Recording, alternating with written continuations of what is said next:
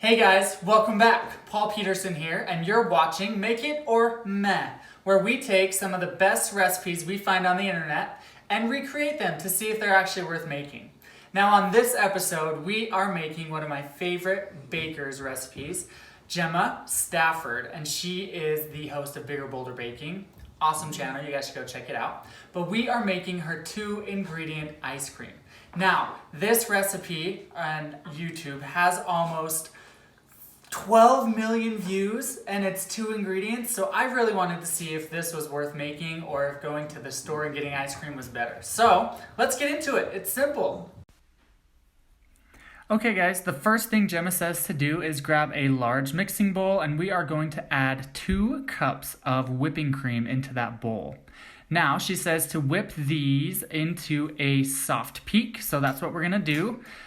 Doing that took me about 5-ish minutes, so it just depends on how cold your cream is and your bowl and how fast you're whipping. But I do want to let you know that I actually messed this recipe up. I know, how do you do that with 2 ingredients? But I added the whipping cream and the sweetened condensed milk all at the same time. That's definitely not what she says to do, and it does not whip up. So don't be like Paul. Make sure you whip the cream first, and then we are going to add a 14-ounce can of sweetened condensed milk. I love sweetened condensed milk, so how can that be bad? We're going to add that in, and she says to now whip this together until we reach stiff peaks. So I also added a bit of vanilla. That is optional. If you don't have vanilla, I believe you can leave it out and it won't make that much of a difference. But I had it, so I added it.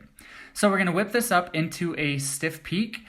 Once it's at this consistency, I transferred that mixture into 2 separate bowls, just half and half, and I'm going to add some flavoring. So on her channel, she did a cookies and cream ice cream, so I thought I'd do the same because that is a classic flavor. And I also had some fresh raspberries. So on my second one, I just mushed them up a little bit, macerated them, and threw that into the mix because I thought that would be delicious. I always love fresh fruit in my ice cream. So those are my 2 flavors that I chose since that's what I had in my house.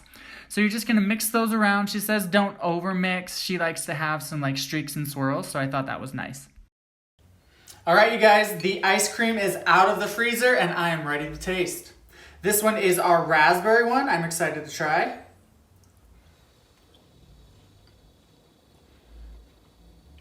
And it's actually pretty dang good. I'm not going to lie.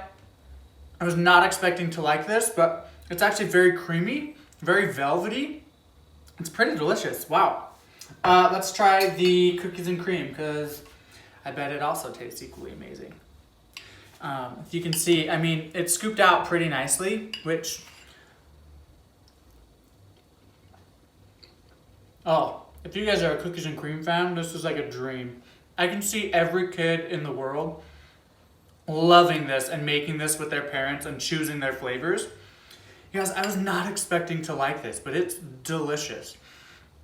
If you have the time to set that up in the freezer, if you want something to do with your kids or for a party or for the next day, I think this is a real winner.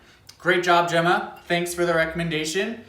You guys, this is a make it, that's for sure. All right, y'all, if you liked what you saw on this episode, make sure to give a like and a subscribe. Maybe let me know in the comments below which recipe you'd like me to try to see if it's actually worth it or not worth it. Make it or meh. Until next time, guys, have a good one.